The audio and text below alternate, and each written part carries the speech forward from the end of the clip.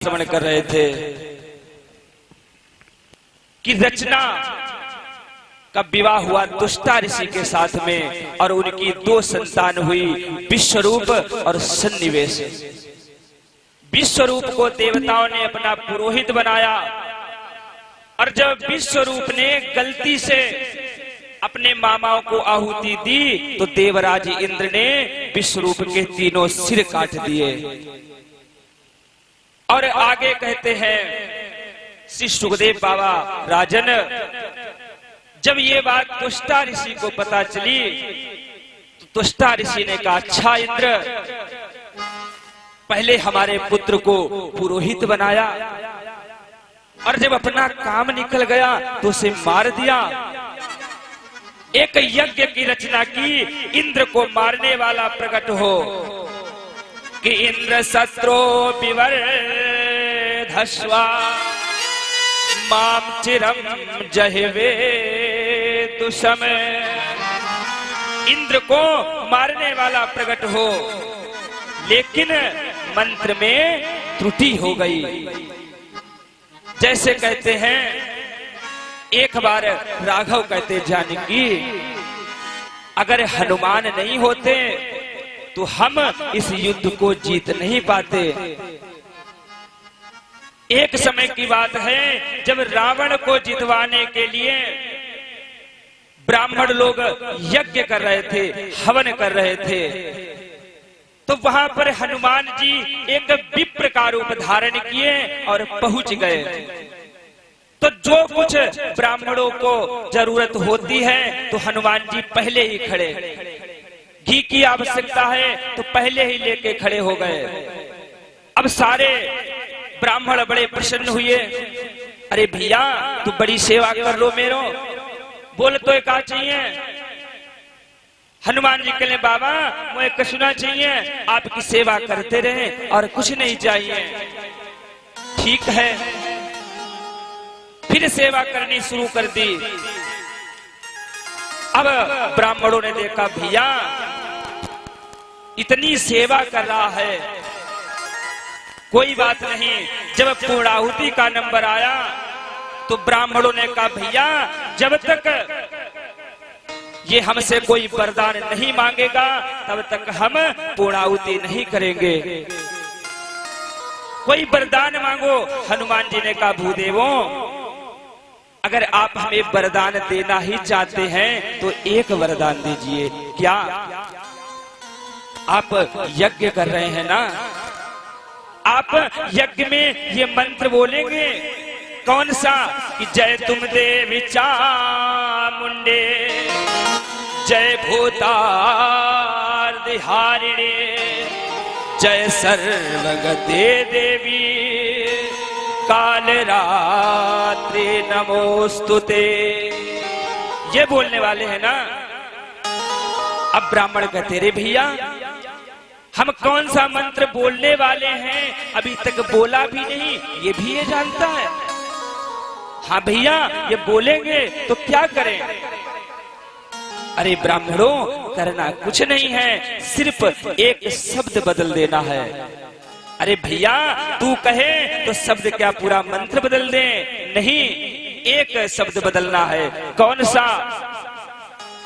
आप हारणी बोल रहे हैं ना, तो हारणी की जगह कारणी बोल दो कि जय तुम देवी चामुंडे, जय भूतार्दिकारिणी, जय सर्वगते देवी काल रात्रि नमोस्तुते। तो हारणी की जगह कारणी बोल दो। हारणी का मतलब ये है कि पीड़ा को हरने वाली, और कारणी का मतलब हो गया भैया पीड़ा देने वाली, दे पीड़ा। तो ये वरदान दिया और यहां पर भी यही हुआ, मंत्र की त्रुटि हो गई। मंत्र बोल रहे थे कि इंद्र को मारने वाला प्रकट हो, अब गलती क्या हो गई कि इंद्र से मरने वाला प्रकट हो। और जैसे ही आहुति डाली तो बड़ा विकराल एक असुर प्रकट हो गया जिसका नाम हुआ वृत्रासुर। हाँ पिताजी, क्या करें? जाओ, देवराज इंद्र ने हमारे पुत्र और तुम्हारे भाई को मारा है, उसका वध कर दो। अब वृत्रासुर चला।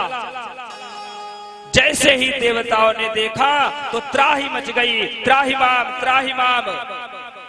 सारे देवता भागे कि पाहे पाहे महायोगिन देवदेव जगतपते। पाही माम, रक्षा करो भगवान, रक्षा करो। क्या हुआ? अरे एक असुर आया है, वृत्रासुर, वो हमें मार डालेगा। भगवान ने कहा भैया वो ऐसे तो मरने वाला है नहीं। अरे भैया उसे तो हम भी नहीं मार सकते, उसकी मृत्यु होगी तो कैसे? दधीची के पास जाओ और उनकी हड्डी मांग के ले आओ और उन हड्डियों से वज्र बनाओ और उस वज्र से ही उसकी मृत्यु होगी। सारे देवता चल पड़े महर्षि दधीच के पास में, प्रणाम किया। दधीच जी ने कहा हाँ देवताओं, कैसे आना हुआ? देवराज इंद्र कहते भगवान हमें आपकी हड्डियां चाहिए। पहले तो दधीची जी बड़ी जोर से हंसे, वाह देवताओं तुम्हें शर्म नहीं आती? अरे व्यक्ति को सबसे प्रिय अपना शरीर होता है। सुबह उठते हैं, बढ़िया क्रीम पाउडर काजल लगा के निकल लेते हैं, क्योंकि शरीर से प्रेम है। और तुम कह रहे हो अपना हमें शरीर दे दो। कितने स्वार्थी हो। देवताओं ने कहा बाबा हमें भगवान ने भेजा है। अरे हम अपने लिए हड्डी नहीं मांग रहे हैं, संसार के लिए मांग रहे हैं। दधीच जी ने कहा अच्छा, यही तो हम सुनना चाहते थे। अब दधीच जी के शरीर में नमक लगाया गया और गाय को बुलवाकर चटवा दिया। सारी हड्डियां बाहर आ गई। कहते हैं मिश्रिक में दधीची जी का आश्रम बना है और वो हड्डियां ले जाकर विश्वकर्मा को दी गई, जिससे वज्र का निर्माण हुआ। अब जैसे ही वज्र लेकर देवराज इंद्र वृत्रासुर के सामने पहुंचे तो पहले में वृत्रासुर ने जब वज्र को देखा तो ठाकुर के दर्शन हो गए। लेकिन याद आया अरे इंद्र कि देशतया भवान में समवस्थित हो रिपुरयो ब्रह्मा गुरुर्हा। अरे इंद्र तू गुरु हत्यारा है, हमारे भाई का हत्यारा है, तू ब्राह्मण हत्यारा है, तूने हमारे भाई को मारा, मैं तुझे नहीं छोड़ूंगा। और जैसे ही दृष्टि वज्र के ऊपर गई फिर बिहारी जी के दर्शन हो गए। अब तो इसकी नजरें बदल गई।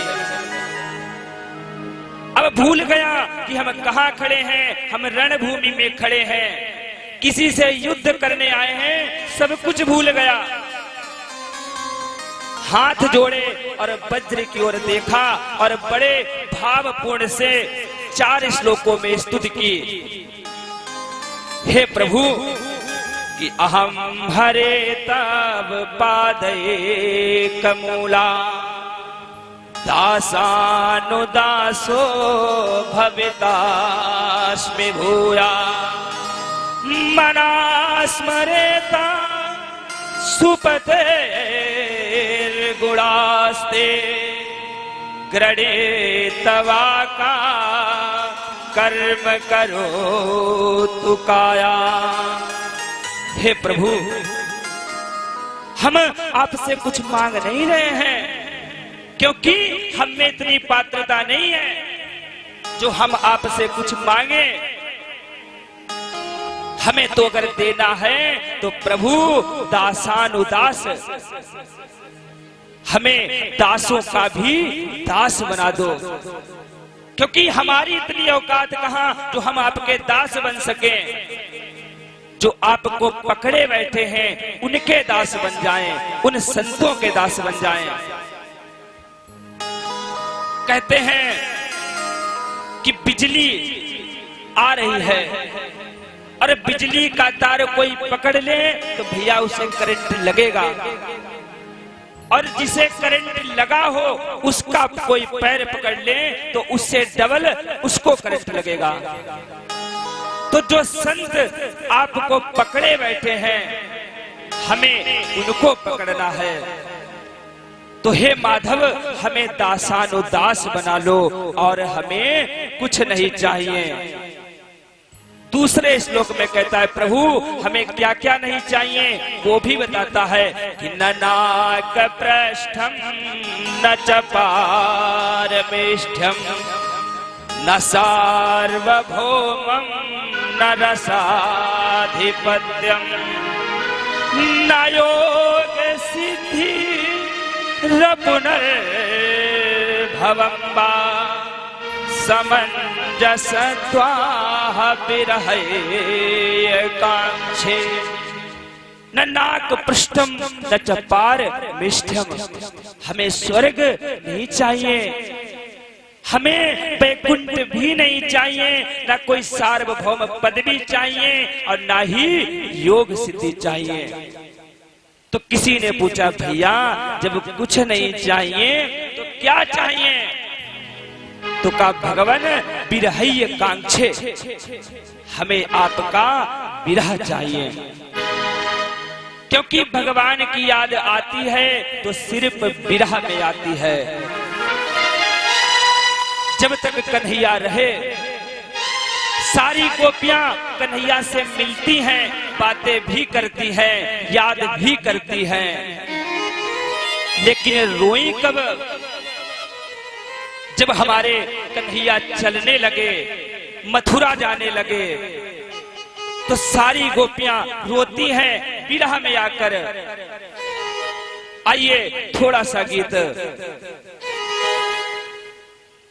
कि पल भर में सारे रिश्ते नातों को तोड़ कर और चल दिए कन्हैया कहाँ राधा को छोड़कर। कन्हैया कहाँ जा रहे हो छोड़कर हमें? इतना विरह है कि निंदिया उड़ाई मेरी, चैन को चुराया क्यों? दूर जाना ही था तो फिर जिंदगी में आया क्यों? अगर दूर जाना था तो हमारे पास आए क्यों? कि खुशियों के पंछी ने सब गम से नाता तोड़ कर चल दिए कन्हैया कहाँ राधा को छोड़कर। अरे कन्हैया पहले हमारी नींद चुराई, हमारा चैन चुराया, जब सब कुछ चुरा लिया अब जा रहे हो, हमें अकेला छोड़कर जा रहे हो।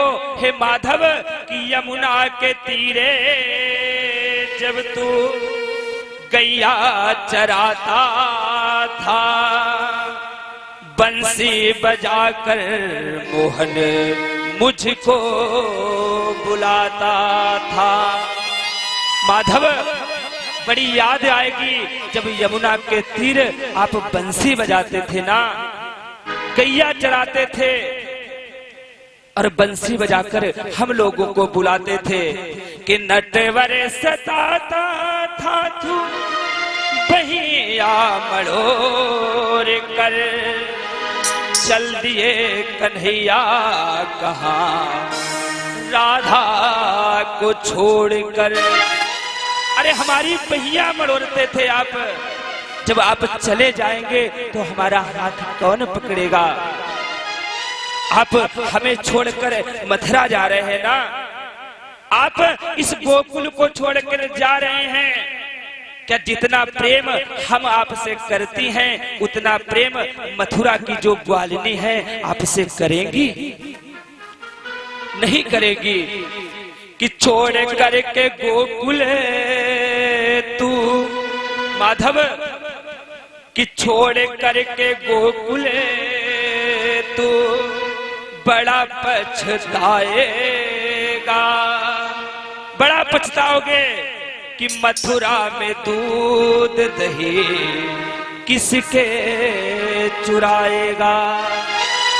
अरे यहाँ तो आप हमारे माखन चुराते थे, हमारी मटकी भी फोड़ देते थे, हम कुछ नहीं कहती थी। और मथुरा में जाकर अगर तूने माखन खाया चोरी से तो कान पकड़ लेंगी और तुझे मारेंगी भी।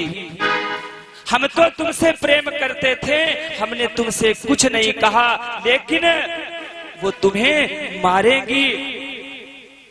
माधव, इतना विरह हमें देकर जा रहे हो,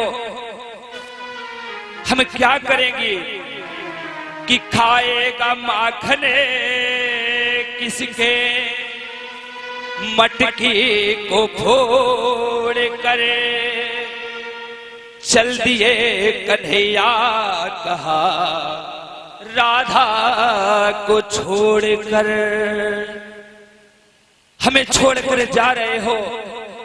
अरे यहाँ तो हम कुछ नहीं कहती थी, लेकिन वो गोपियां तुम्हें छोड़ेगी नहीं।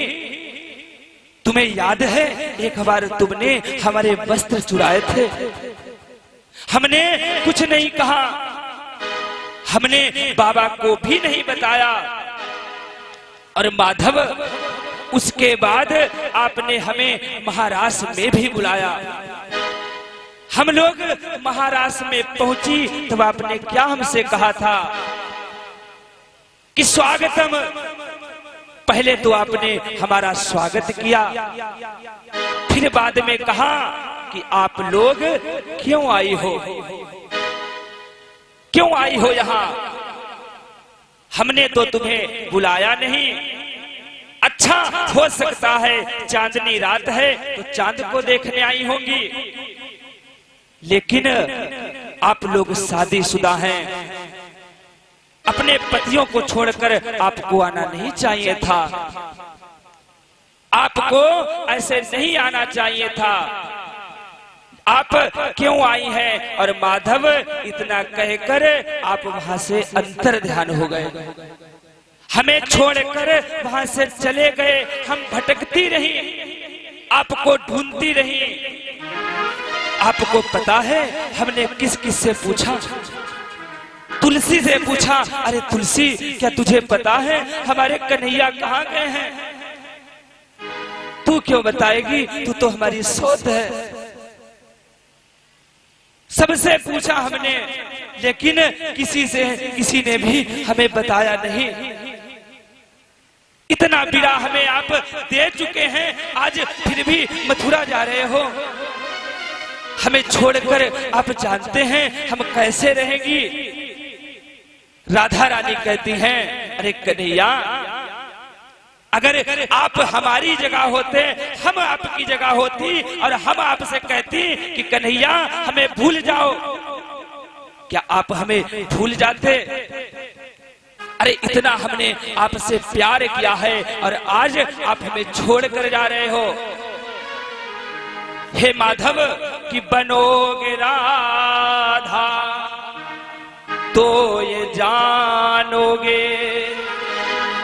अरे राधा बनोगे तब जानोगे कि हमने तुमसे कितना प्रेम किया। अरे लोगों ने हमसे कहा कि कन्हैया से प्रेम मत करना, अरे छलिया है, छलेगा और चला जाएगा। लेकिन हमने किसी की बातों पर विश्वास नहीं किया और तुमसे प्रेम कर बैठी। आज क्या हुआ? वही हुआ जिसका हमें डर था, वही हुआ आज आप छोड़ के हमें चल दिए। तो भाव सिर्फ इतना है कि विरह में भगवान की बड़ी याद आती है। जब भगवान कन्हैया चले गए तो 100 वर्ष के बाद राधा रानी मिली है कन्हैया को। 100 वर्ष के बाद, 1-2 वर्ष नहीं, 2-4 महीने नहीं, 100 वर्ष के बाद फिर भी प्रेम वही था। और आजकल प्यारे देख लो, 2-4 दिन हो जाए भाई साहब नस काट लेंगे, ऐसा प्रेम है। और उनका प्रेम था 100 वर्ष बीत गए फिर भी राधा रानी जब मिली तो वही प्रेम, इतना विरह। तो विरह में भगवान की ज्यादा याद आती है। तो वृत्रासुर कहता है माधव हमें कुछ नहीं चाहिए, अगर देना है तो अपना विरह दो, क्योंकि विरह में ही हम आपको याद करेंगे। और तीसरे श्लोक में कहते कन्हैया हमें कैसा विरह चाहिए वो भी तो जरा सुन लो कि अजात पक्षा इव मातरम खगा स्तन्यम यथा सतरा क्षुदार्था प्रियम प्रिय वसुतिम विषन्ना मनोरविंदाक्षते द्रसे त्वाम। 3 दृष्टांत दिए।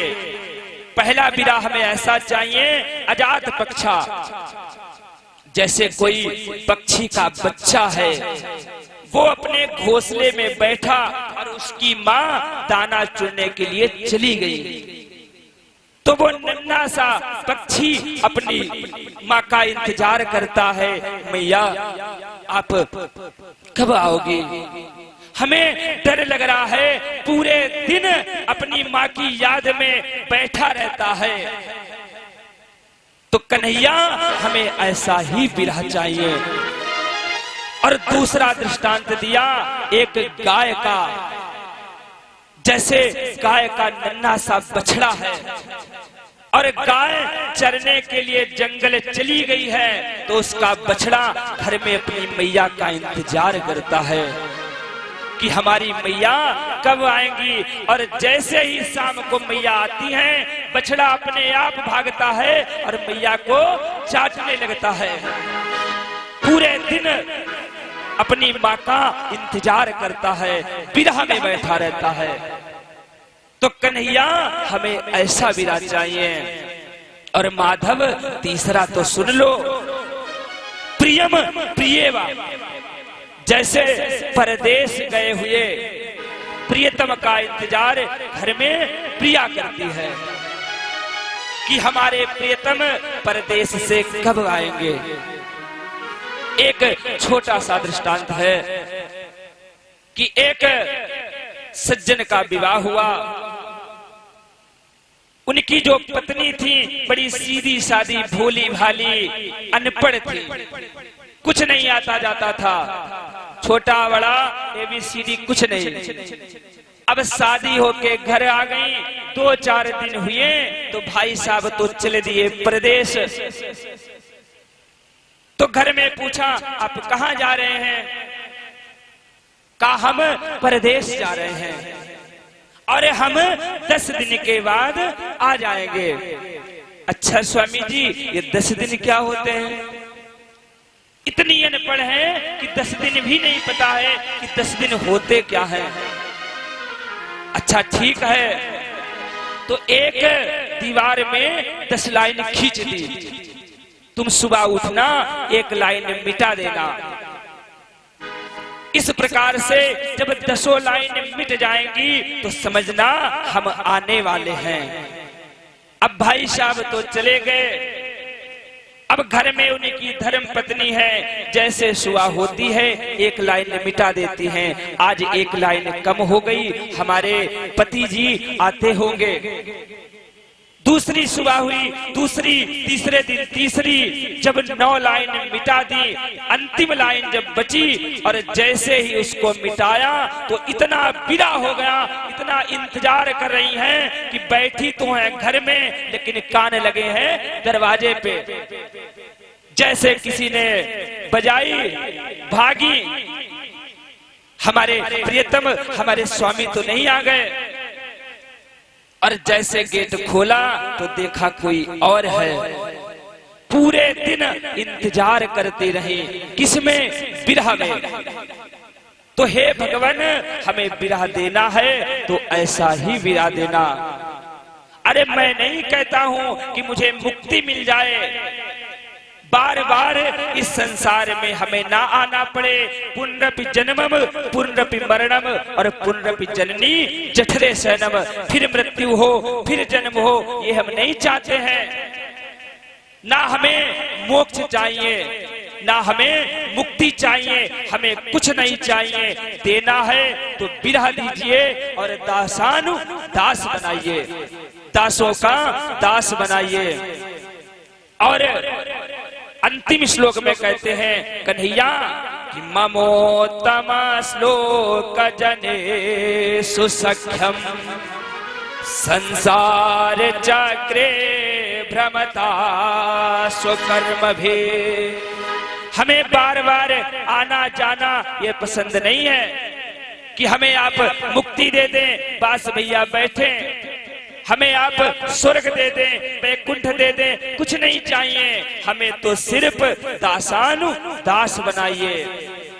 जब ऐसी स्तुति की तो देवराज इंद्र ने देखा, तारीफ करने लगे, वाह धन्य हो दानव कि अहो दानव सिद्धोषी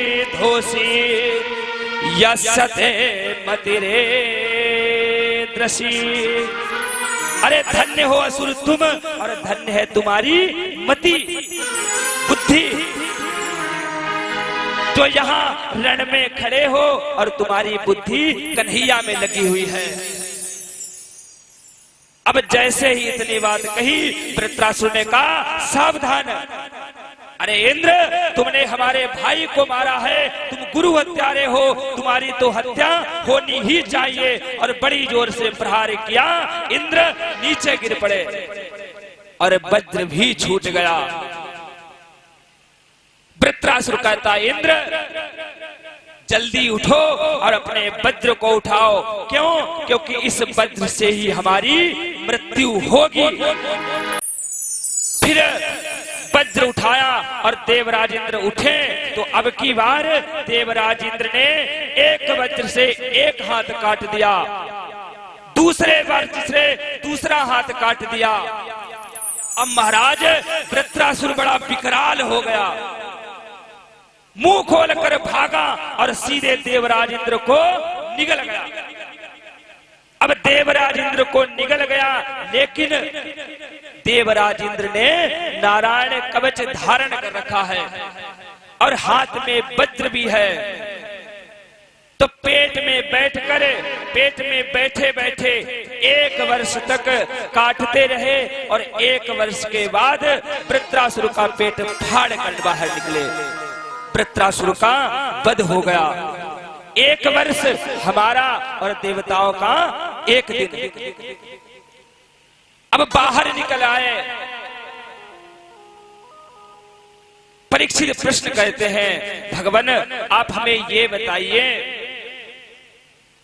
कि वृत्रासुर दानव था, दैत्य था, तो दानव होकर भी इसकी मति जो है ना, इसकी बुद्धि है भगवान में कैसी रही, कैसे बनी रही, ये आप हमें बताइए। तो ये तो कल बताएंगे। प्रेम से बोलो राधे राधे।